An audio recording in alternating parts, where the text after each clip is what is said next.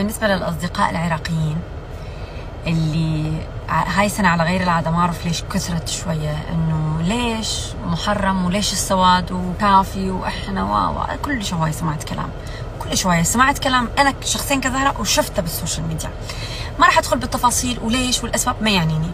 راح أقول لكم شغلة بسيطة حتى تكون ببالكم.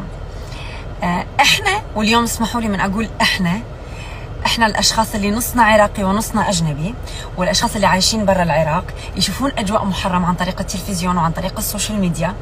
إحنا نقول نيال أهل البيت على حب أهل العراق إلهم.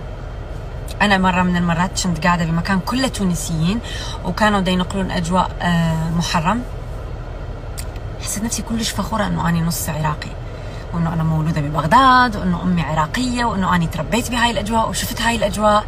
قالوا الناس اللي كانوا قاعدين قالوا صح ليهم نيالهم، يعني